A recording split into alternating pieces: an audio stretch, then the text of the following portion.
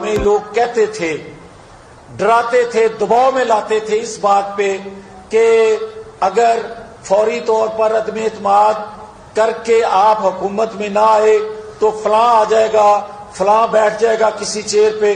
कोई किसी किस्म का हमें उस वक्त भी न नोटिस था न हमने लिया था, मगर इत्तेहादी जमातों के हम फैसलों पर के पाबंद थे। मैं आज भी ये बात कहने लगा हूं कि अगर कि जो हमें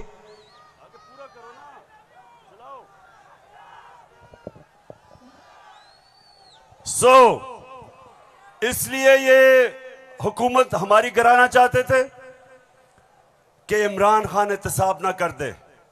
डर ये था कि अगर इमरान खान रह गया तो ये जेल में चले जाएंगे, क्योंकि इन्होंने जो चोरी किया वो पकड़ी जाएगी। मतलब ये कि ये इसलिए गिराना चाहते थे, महंगाई वजह नहीं थी, माइशत वजह नहीं थी, वजह सिर्फ एक थी कि इन्होंने एनआरओ लेना था और 1100 अरब रुपया अपना माफ करवाया। अब मैं ये चाहता हूं कि ये जो नून लीग प्रोपेगेंडा कर रही है कि इमरान खान फौज के खिलाफ है, जरा सुने कि इनके लीडर्स ने फौज के खिलाफ क्या बातें की। और मैं चाहता हूं मीडिया इसको दिखाए ताकि पता चले कि ये जो लोग आज इक्तिदार में बैठे हैं और ये हर रोज प्रोपेगेंडा कि किसी तरह तहरीक इंसाफ और फौज की लड़ाई हो जाए, जरा ये सुने कि इन्होंने फौज के मुताल्लिक क्या बातें की थी। कमर जावेद एक या दो बड़ी बड़ी उनकी ग्लेयरिंग चीजें हैं शायद हुकूमत के मुंह पे। पाकिस्तान सुन लिया पेशावर। मैं इसलिए ये बता रहा हूं कि ये वो लोग हैं जो हमें कह रहे हैं कि हम अपनी फौज के खिलाफ हैं। फौज भी मेरी, मुल्क भी मेरा।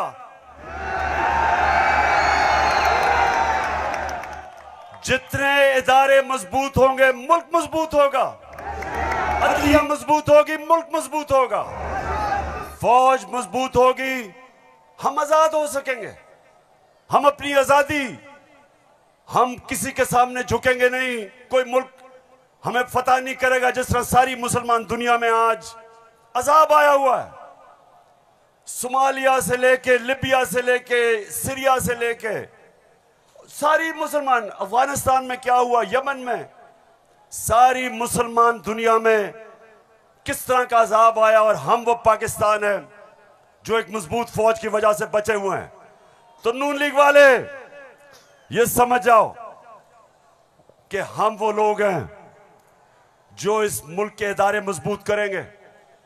और कभी अगर कोई तनकीद करते भी हैं अपनी फौज के लिए, उसकी बेहतरी के लिए करते हैं, तामीरी तनकीद करते हैं।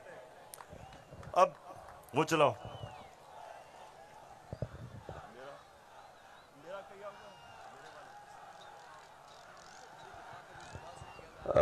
ये बड़ा इंपॉर्टेंट है, मैं अपनी सारी कौम के सामने कहना चाहता हूं। देखिए, एक तो जो फौज का इदारा है, कभी इसके खिलाफ बात ना करें, क्योंकि फौज एक ऐसी चीज है जो अगर हमारी फौज ना होती तो ये मुल्क में नहीं रहना था।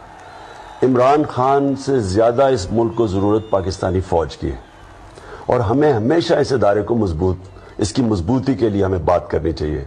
और हमारे जो दुश्मन है वो मुसलसल इसको अटैक करते हैं, बल्कि ये दोनों जो prime minister, ex prime minister और प्रेसिडेंट, वो जरदारी और नवाज शरीफ, इन दोनों ने अपनी फौज को अंडरमाइन करने की कोशिश की है। ये जब गवर्नमेंट में भी थे इन्होंने अंडरमाइन किया उसको।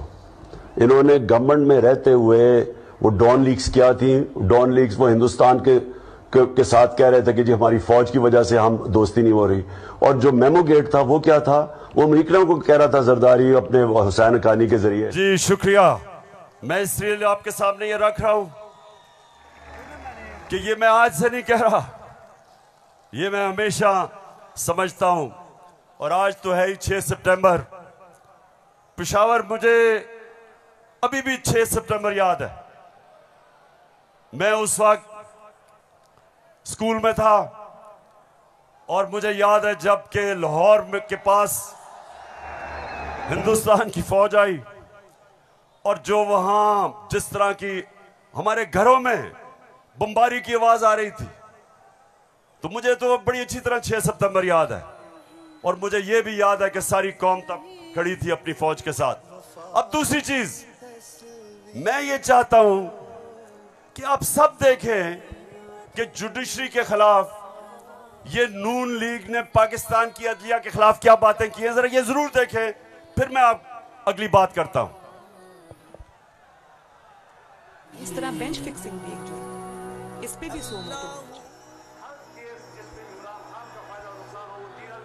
फजल रहमान देख ले कितना गुस्सा चढ़ा हुआ है इसको। सारे फैसले एक ही जज करेगा, जैसे लगता है कि उसका जज नहीं है, उसके पार्टी का रुकन हो। जब बेंच बना तब से लेकर आज तक के फैसले तक इंसाफ होता हुआ नजर नहीं आ रहा था। अपने एक शख्स की वजह से आज आइन की तशरीह को में फर्क डाला जा रहा है। अपनी मर्जी से आइन की तशरीह की जा रही है। फुल कोर्ट इसलिए नहीं बनाया गया कि अगर फुल कोर्ट बन जाती तो आज का फैसला मुख्तलिफ होता। मौजूदा बेंच है, उसमें जो मुअज़्ज़ज़ जज साहबान बैठे हैं, उन जज साहबान का हमारे मुतल्लिक़ जो उनके ख्यालात हैं उनसे भी कोई ना वाकिफ़ नहीं है, ना हम ना वाकिफ़ हैं। और उसके बाद हर वो केस जिसका फैसला हमारे खिलाफ आना हो, उस बेंच का जो है वो वही हिस्सा होते हैं। और अब तो ये बात पहले से जो है वो प्रिडिक्ट होने लगी है। जो सहाफ़ी वहाँ सुप्रीम कोर्ट की कार्रवाई को कवर करते हैं, तो वो पहले से जब बेंच बनता है या कोई केस जाता है तो वो पहले से बता देते हैं कि इसके ऊपर फलां बेंच बनेगा। अगर कुछ लोग गैर जानिबदार नहीं होंगे, अगर इसके सहूलतकार पीछे नहीं हटेंगे, तो हमें बता दें मुल्क कौन चलाएगा। सुप्रीम कोर्ट के जजेस ने पीछे बेंड करके अपने आप को कभी इधर कि नहीं, शायद उनको समझ नहीं आई, शायद उनके तक पैगाम नहीं पहुंचा, वगैरह वगैरह वगैरह करके इनको हाथ नहीं लगाया। इनको तो मतलब ये है कि इनको कौन सी दीवार पे लगाया।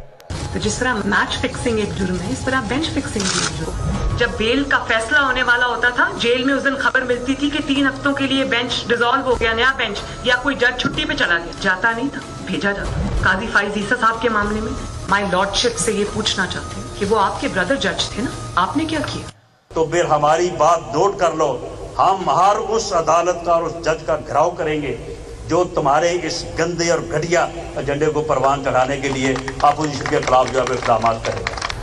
चीफ सेक्रेटरी साहब, आपको इस बात का जवाब देना पड़ेगा। आपने इधर ही रहना है, आपके बच्चों ने भी इधर ही रहना है। कमिश्नर लाहौर साहब, आपने भी इधर